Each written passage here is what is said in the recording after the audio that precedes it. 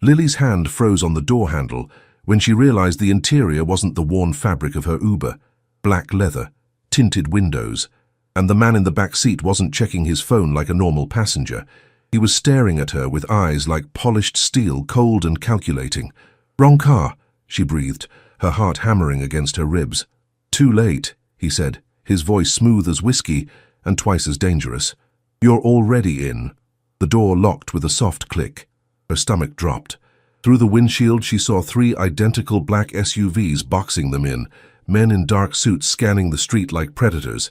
She'd heard stories about girls who disappeared in New York, girls who got into the wrong cars. "Please," she whispered, "I have a shift in 20 minutes. I can't—" "You're not going to that shift."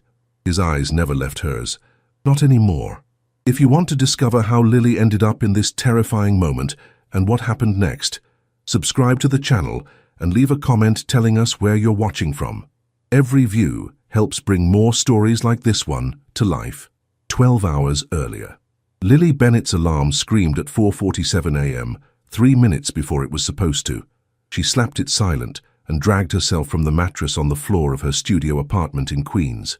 No coffee. She'd run out 2 days ago. No breakfast. Payday wasn't until Friday, and it was only Tuesday. She pulled on her black pants and white button-down shirt, the uniform for her morning shift at Marco's Diner in Midtown. By 5:30 a.m., she was on the subway, surrounded by other exhausted souls heading to jobs that barely paid the rent. At the diner, the morning rush was brutal. Businessmen barking orders, tourists asking for directions, everyone in a hurry. Lily's feet ached in her worn sneakers, but she kept the smile on her face. Tips were everything. 2 eggs over easy, bacon crispy, wheat toast, she called to the kitchen, balancing 3 plates on her left arm while pouring coffee with her right. "Lily, table 12 wants you," Marco shouted from behind the counter. Table 12 was always trouble, rich guys who came in after late nights, demanding and never tipping well, but she needed every dollar. She approached with her best customer service smile. "Good morning, gentlemen. What can I—" The words died in her throat. 6 men in expensive suits sat around the table, but they weren't looking at menus. They were looking at her. And the man at the head of the table, dark hair, sharp jaw, eyes like a winter storm, was looking at her like he could see straight through her. "Coffee," he said. Just one word, but it carried weight. Her hand trembled slightly as she poured. She could feel his eyes tracking every movement. When she reached for the cream, her sleeve rode up, revealing the bruise on her wrist from when her landlord had grabbed her yesterday, demanding the rent she didn't have. The man's expression didn't change, but something flickered in those cold eyes. "What happened to your wrist?" His voice was quiet, almost gentle. It didn't match the danger radiating from him. "Nothing. I'm clumsy." The lie came automatically. "Don't lie to me." Her breath caught. Who was this man who thought he could demand answers from a waitress? One of the other men at the table leaned forward. "Boss, we need to—" "I'm talking," the dark-haired man said, never taking his eyes off Lily.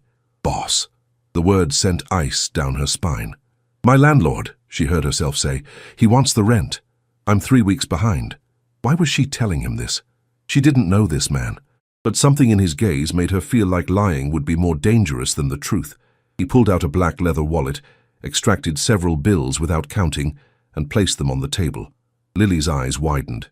There had to be at least $3,000 there. "That's too much. I can't—" "Take it." It wasn't a request. "I don't even know you."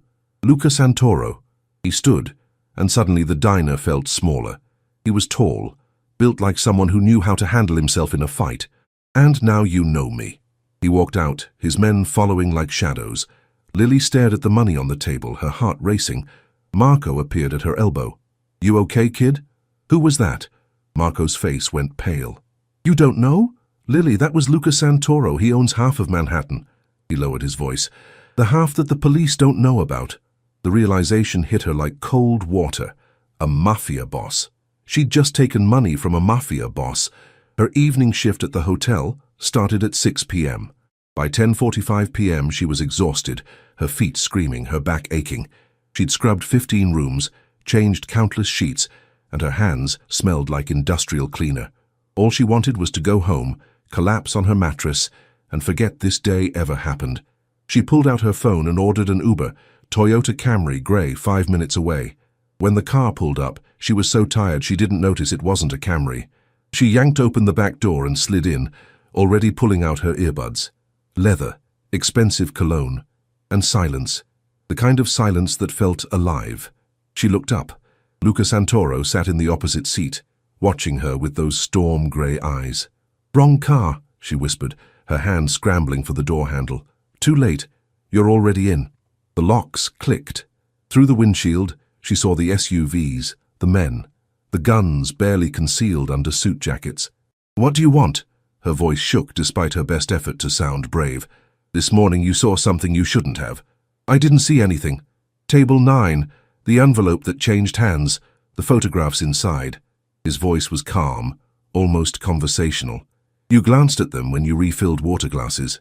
Her blood ran cold. She had seen, just for a second, photos of people, locations, what looked like surveillance shots. She'd looked away immediately, knowing instinctively that some things weren't meant to be seen. "I didn't see anything important. I won't tell anyone. Please, just let me go." "I believe you." He leaned forward, and she could smell mint and danger. "But I can't let you go, not yet." "Why not?" "Because the men in those photographs, they know someone at that diner saw them, and they're already looking for witnesses." His eyes held hers. "You're not safe anymore, Lily Bennett." "How do you know my name?" "I know everything." He pulled out his phone, scrolled, then turned the screen to face her. Her breath stopped. It was a photo of her apartment building. Her window. Someone had been watching her. "These people don't play games," Luca said softly. "They'll kill you just to be safe, but they won't touch you if you're under my protection." "I don't want your protection. I just want to go home." "Your home isn't safe. None of your usual places are safe." He pocketed his phone.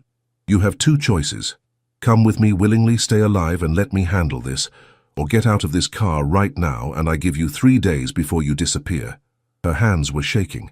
"That's not a choice." "No," he agreed. "It's not." The car started moving. Lily pressed herself against the door, her mind racing. This couldn't be happening. Things like this didn't happen to girls like her.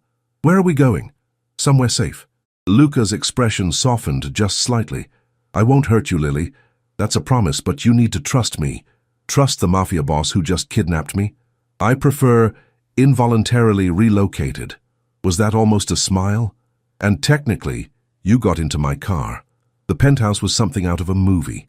Floor-to-ceiling windows overlooking Manhattan, marble floors, furniture that probably cost more than Lily made in a year.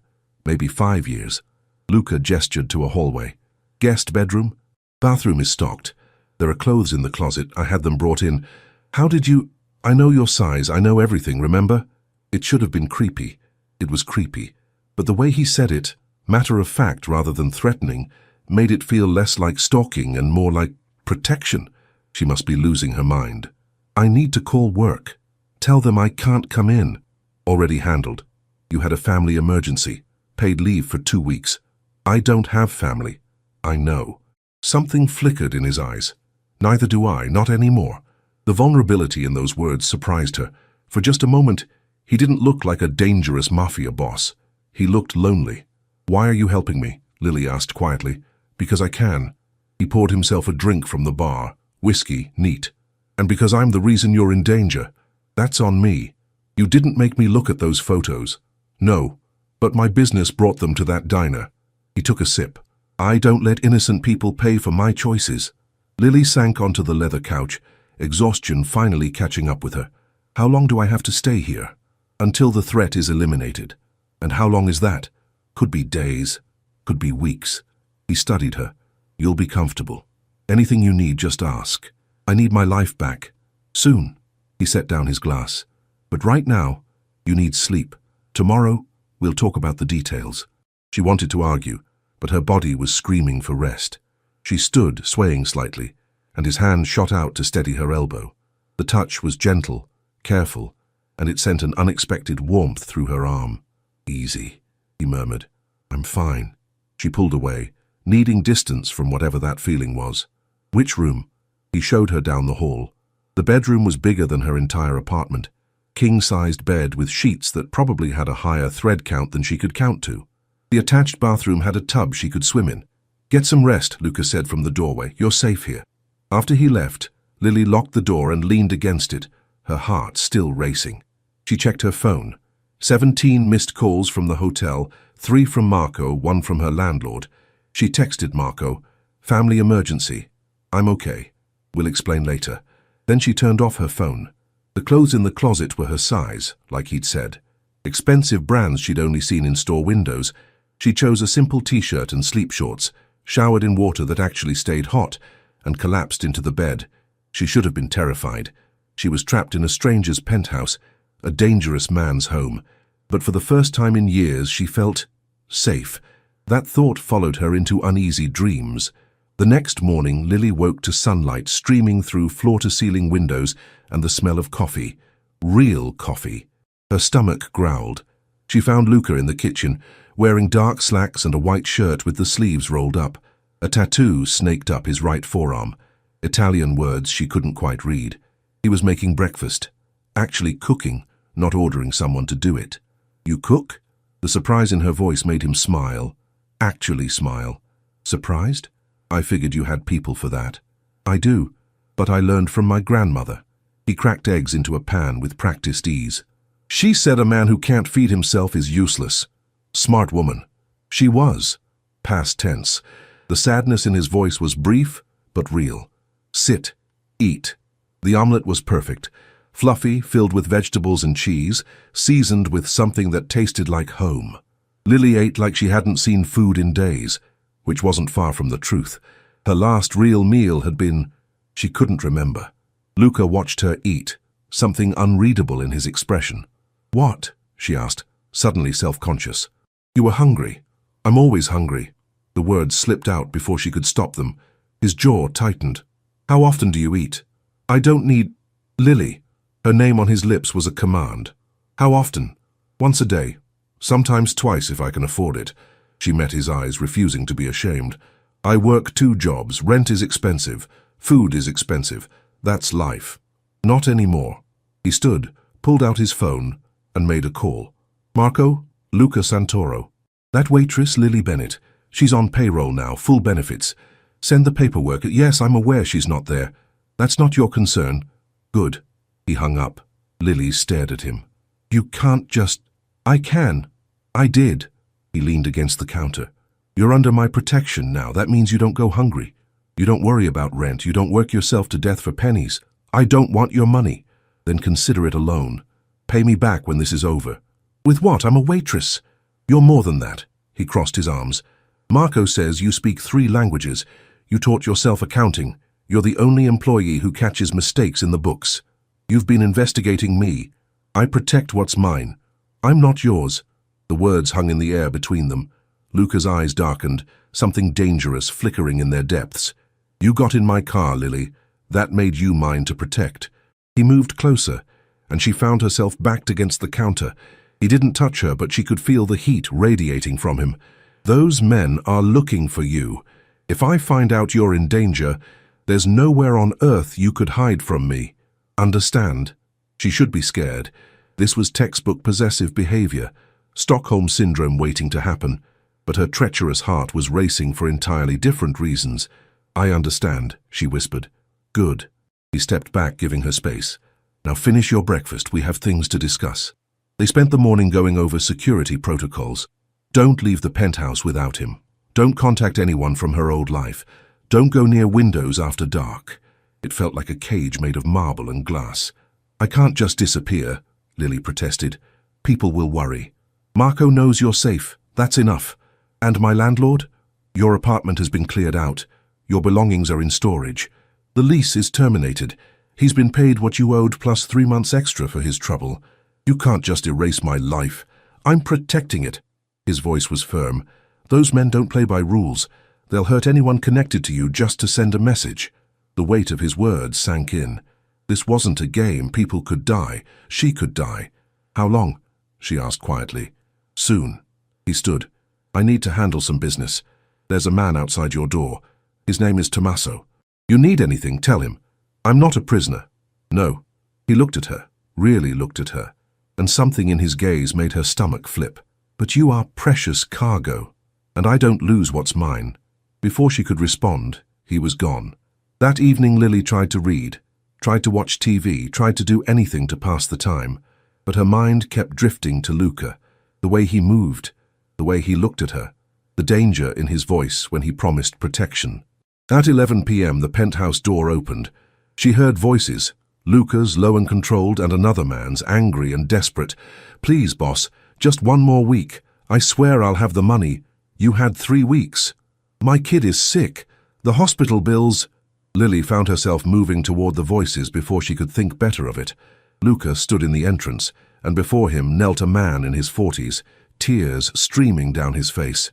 "Boss, please, don't hurt my family. I'll do anything." Luca's expression was cold, impassive. This was the man people feared, the boss who made people kneel. "How much does he owe?" Lily heard herself ask. Both men turned to look at her. Luca's eyes narrowed. "This doesn't concern you." "How much?" 50,000. Hospital bills for his daughter. Luca's voice was flat. He knew the terms when he borrowed. "And what happens if he can't pay?" "That's between us." Lily stepped forward, her heart pounding. "What if I ask you to give him more time? You think you have that kind of pull." But there was something in his voice, curiosity maybe, or amusement. "You said I was under your protection, that I was yours." She met his eyes, refusing to back down. "So I'm asking, please." The silence stretched. The kneeling man didn't breathe. Tommaso, standing by the door, looked shocked. Finally, Luca spoke. 1 month. Hospital bills are paid as of tomorrow. You work off the rest." "Boss, thank you." "Get out." But his eyes never left Lily. "Before I change my mind." The man scrambled to his feet and fled. When the door closed, Luca walked toward Lily slowly, deliberately. "That was dangerous," he said softly. "He has a daughter. She's sick. And I have rules. Break them and people stop fearing me. Stop fearing me and this whole empire collapses." He was close now, so close she had to tilt her head back to meet his eyes. "You just made me look weak in front of my men." "Did I?" "Yes." He reached out, tucking a strand of hair behind her ear. The touch was gentle, at odds with the intensity in his gaze. "But I liked it." "Liked what?" "Seeing you fierce, protective, brave." His thumb brushed her cheek. "You're not afraid of me?" "I should be." "Yes." His voice dropped to a whisper. "You absolutely should be." But he didn't move away. Neither did she. The air between them crackled with something electric, dangerous, irresistible. His phone rang, shattering the moment. He stepped back, answering with a curt, "What?" His expression changed, hardened. "When? How many?" "No, I'm coming now." He ended the call, his jaw tight. "Stay here, lock the door, don't open it for anyone but me." "What's wrong?" "They found out where you are." Terror spiked through her chest. "How?" "Doesn't matter, I'll handle it." He pulled a gun from behind his back and checked the clip. The sight of the weapon made everything suddenly, horrifyingly real. "Lily, listen to me. No matter what you hear, stay in this penthouse. Understand?" She nodded, unable to speak. He cupped her face in his hand, his thumb tracing her jaw. "I won't let them hurt you, I swear it on my life." Then he was gone, and Lily was alone with the sound of her racing heart and the terrifying knowledge that somewhere below, men were coming to kill her. The wait was torture. Lily paced the penthouse, her phone clutched in her shaking hands. She could hear muffled sounds from below, shouts, crashes, something that might have been gunshots. Tommaso stood at the door, his weapon drawn, his face grim. "Is he okay?" Lily asked for the 10th time. "Boss can handle himself." But his hand on his gun said he wasn't as confident as his words. 20 minutes felt like 20 hours. Then, finally, the elevator dinged. Tommaso raised his weapon. The doors opened.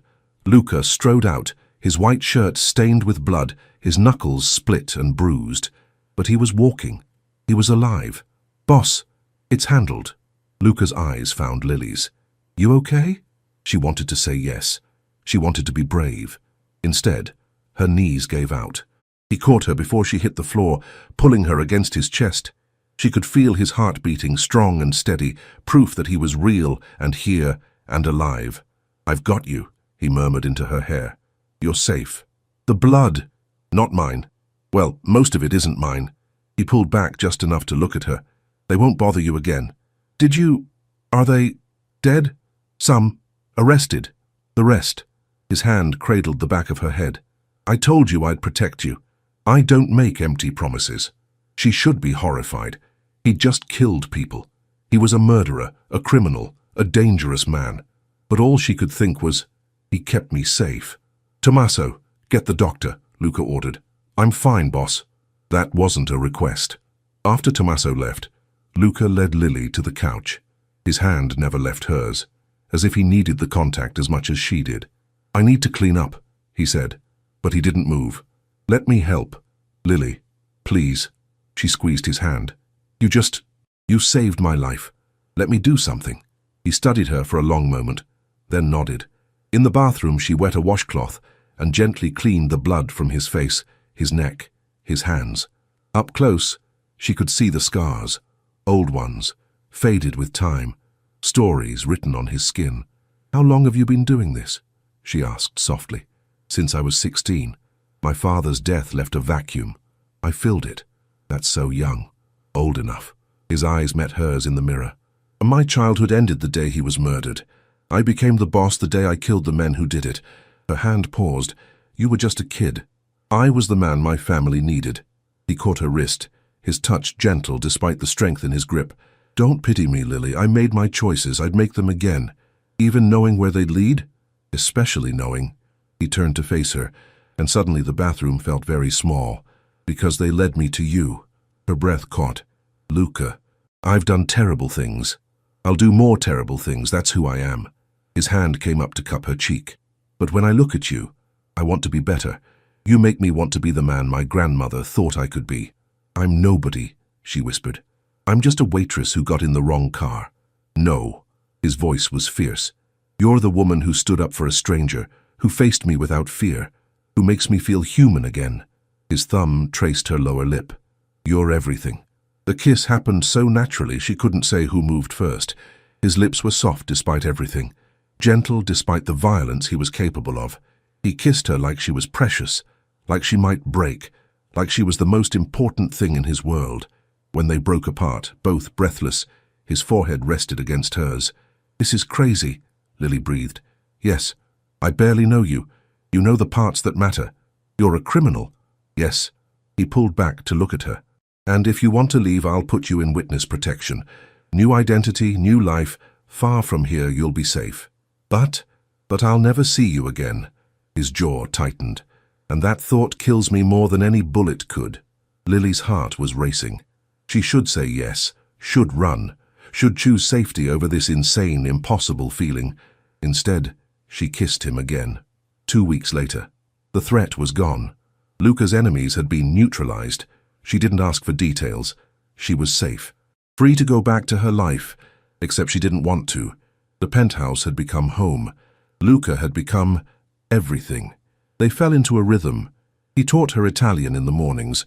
She taught him to make pasta from scratch in the afternoons. At night, they sat on the balcony watching the city lights, and he told her stories about his grandmother, his father, the life he'd left behind. I never wanted this, he admitted one night. The violence, the fear, but it's the only way to protect what's mine. Your empire? My family. He looked at her. You. I'm not part of your family, Luca. Not yet. He took her hand. But I want you to be. Her heart stopped. What are you saying? Stay. Not because you're in danger. Not because you have nowhere else to go. He brought her hand to his lips. Stay because you want to. Because this, us, is worth fighting for. Your world is dangerous. Yes. But I'll spend every day of my life making sure you're safe in it. His eyes held hers. I love you, Lily Bennett. I think I loved you from the moment you got in my car and looked at me like I was just a man, not a monster. Tears burned her eyes. I love you too. I shouldn't, but I do. Then stay. Okay. She laughed through her tears. Okay, I'll stay. He kissed her under the stars. The city spread out below them, and Lily finally understood what it felt like to be home. But happiness, she was learning, was fragile in Luca's world. The call came at 3 a.m. Luca's phone buzzed and he was out of bed before she could ask what was wrong. What? Where? I'm coming. Luca. Lily sat up, fear coiling in her stomach. His face was a mask of rage. Someone took Tommaso's sister, grabbed her off the street an hour ago. Who? The Bratva, Russians. He was already dressing, strapping on weapons. They want revenge for what I did 2 weeks ago. What do they want? Me. Dead. He cupped her face. I need you to stay here. I'm leaving 6 men outside. You don't open this door for anyone but me. Let me come with you. Absolutely not. Luca! No! The force of his voice made her flinch. He softened immediately, pulling her close. I can't lose you. If they got their hands on you, what I'd do to get you back would start a war this city has never seen. Please, stay safe for me. She kissed him. Come back to me. Always. He was gone in seconds and Lily was left alone with her fear. The hours crawled by. Dawn came. Morning passed. By noon, she was frantic. Then she heard it. A sound outside the door. Not the elevator. Something else. Movement. Whispers in a language she didn't understand. Her blood turned to ice. The guards. Where were the guards? She grabbed her phone, texted Luca. Something's wrong. I hear people outside. His response was immediate. Get in the panic room. Now. She'd been shown the panic room on her first day. A reinforced room hidden behind a bookcase. She ran for it, her hands shaking so badly she could barely work the mechanism. The door to the penthouse exploded inward. Men poured in. 6, 7, all armed, speaking Russian. Lily threw herself into the panic room and slammed the door. The lock engaged with a heavy thunk. Through the camera feed, she watched them search the penthouse, destroying everything, looking for her. One of them spotted the panic room door. He smiled, said something to the others. They dragged over tools, plasma cutters. They were going to get in. She called Luca. He answered on the first ring. Lily, they're here. They're cutting through the panic room door. Her voice shook. Luca, I'm scared. Listen to me. His voice was steel and fury. I'm 10 minutes away. 10 minutes. You stay on this phone with me. You don't hang up, and you don't give up. Understand? They're going to get in before that. Then you fight, you hear me? The gun in the drawer, I take it out. I don't know how to... Point and pull the trigger. That's it. She could hear him shouting orders, tires squealing. You fight, Lily, and you survive. Because I'm coming for you, and heaven help anyone who touches what's mine. The door was glowing orange now, almost through. Lily took out the gun. It was heavier than she expected. Her hands were shaking so badly she could barely hold it. I love you, she whispered into the phone. Don't you dare say goodbye to me. His voice broke. Don't you fucking dare, I'm almost there. The door burst open. Lily raised the gun. The first man through the door didn't expect her to be armed. Lily pulled the trigger and the recoil nearly knocked her backwards. The shot went wide, hitting the wall, but it made them hesitate. Luca! She screamed into the phone. I'm here, I'm in the building! Gunfire erupted from the penthouse. The Russians turned, torn between their target and the new threat. Through the doorway, Lily saw Luca and his men pouring in, a wave of controlled fury. Luca moved like violence made elegant. Every shot found its mark. Every movement was precise. He cut through the Russians like they were nothing, his face a mask of cold rage. When the last man fell, Luca was across the room in 3 strides. He pulled Lily out of the panic room and into his arms, his body shaking as he held her. You're alive, he breathed. Thank God you're alive. You came. Did you think I wouldn't? He pulled back, his hands roaming over her face, her arms, checking for injuries. Are you hurt? Did they touch you? No, you got here in time. His kiss was desperate, fierce, a claiming and a promise. When he finally released her, his eyes were blazing. This ends now. The bratva, the threats, all of it. He looked at Tommaso. Call a meeting, every family, tonight. Boss, that's... Tonight. Luca's voice was final. I'm done playing defense. That evening, the warehouse in Red Hook was neutral ground. Representatives from every major crime family in New York gathered. Italian, Russian, Irish, Chinese. All sitting at the same table. Luca stood at the head, Lily at his side. She'd argued against coming, but he'd been immovable. They need to see you, he'd said. Need to understand what they're up against. Now, as dozens of dangerous men stared at her, Lily understood. She wasn't just his lover. She was his message. This woman, Luca said, his hand on Lily's shoulder, is under my protection. That means she's off limits. Any move against her is a move against me, and I think we all know how that ends. One of the Russians, older, scarred, radiating menace, stood. She saw our operations. She's a liability. She's mine. Luca's voice dropped to something deadly. And I protect what's mine. You want war? I'll give you war, but I'll burn this city to the ground before I let anyone hurt her. You'd risk everything for a waitress? I'd risk everything for her. Luca looked around the table. She's not just some girl, she's going to be my wife. That makes her family. And we all know what happens to people who hurt family. Lily's heart stopped. Wife? The Russian boss studied them both, then slowly nodded. Fine. She's protected. But this is the last time, Santoro, the last time we make exceptions. That's all I need. The meeting dissolved. Outside, Lily turned to Luca, her mind reeling. Did you mean that? Wife? He looked at her, his expression softer than she'd ever seen. Every word. I know it's fast, I know it's crazy, but I've never been more sure of anything. He took her hands. Marry me, Lily Bennett. Not because it keeps you safe, though it does. Marry me because I can't imagine my life without you in it. You're asking me to marry into the Mafia. I'm asking you to marry me. He squeezed her hands. The rest is just details. She should say no, should run, should choose literally any other option. Yes, she heard herself say. Yes, I'll marry you. His smile could have lit up the entire city. He kissed her there in the parking lot, surrounded by his men, and Lily knew she was making the craziest decision of her life. And she'd never been happier.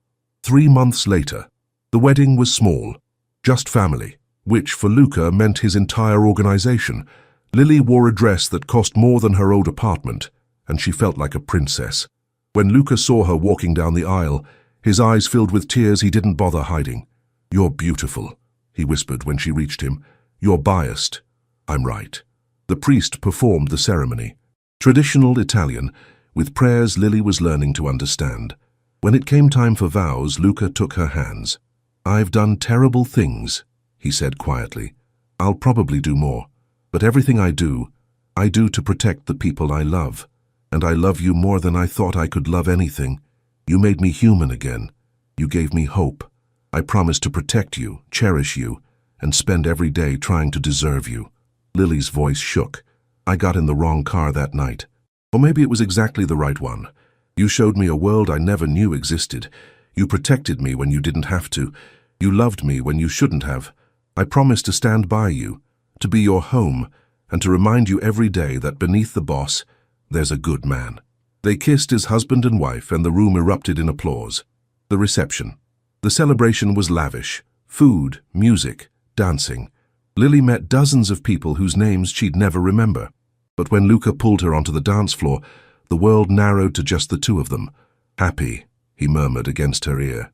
Deliriously. Good. He spun her, and she laughed. Because I have a gift for you. Luca, you've already given me too much. It's not that kind of gift. He led her to a table where an envelope waited. Open it. Inside were papers. Legal documents. She scanned them, her eyes widening. You bought the diner. Marco's retiring. He wanted to sell. Luca smiled. I thought you might want to run it. Your way, no more struggling. No more wondering where the next meal comes from, just a business that's yours. Tears spilled down her cheeks. I don't know what to say. Say you'll let me spend the rest of my life making you this happy. She kissed him instead of answering. Some things didn't need words. Late that night, in their bedroom, really their bedroom now in the penthouse that had become home, Lily lay in Luca's arms, watching the city lights outside the window. Do you ever regret it? She asked. Getting in the wrong car? Every day. At her hurt look, he smiled. Because it wasn't the wrong car. It was fate, destiny, whatever you want to call it. That moment changed everything. For me, too. She traced the tattoo on his chest. New ink, her name in Italian script right over his heart. I love you, Luca Santoro. I love you, Lily Santoro. He kissed her forehead. And I'll spend the rest of my life proving it. Outside, the city never slept. Danger still lurked in shadows. His world was still violent, still unpredictable. But inside this room, wrapped in each other's arms, they were safe, they were home, and that was enough. 2 years later, Lily stood in the diner, her diner, watching the morning rush with satisfaction. The place was thriving. She'd hired more staff, raised wages, improved the menu. Marco stopped by weekly, beaming with pride. Her phone buzzed. A text from Luca. Home for lunch today. Surprise waiting. She smiled. His surprises were always elaborate. When she arrived at the penthouse, she found rose petals leading to the bedroom. Inside, Luca stood beside the bed, holding something small. A pregnancy test. Positive. Her breath caught. How did you... You've been tired. Emotional. I know your body better than you think. His eyes were suspiciously bright. We're going to be parents. Joy exploded in her chest. She threw her arms around him, laughing and crying at once. Are you happy? She asked. I've never been happier. He cradled her face. You gave me everything, Lily. A reason to be better, a home, and now, a family. They stood there, holding each other, and Lily marveled at how far she'd come. From struggling waitress to wife of the most powerful man in New York. From being alone to being loved completely. She'd gotten in the wrong car and found exactly the right life. This story has come to an end. If it touched your heart in any way, leave your like and share it with someone who also enjoys emotional stories. New stories are coming soon. Until next time.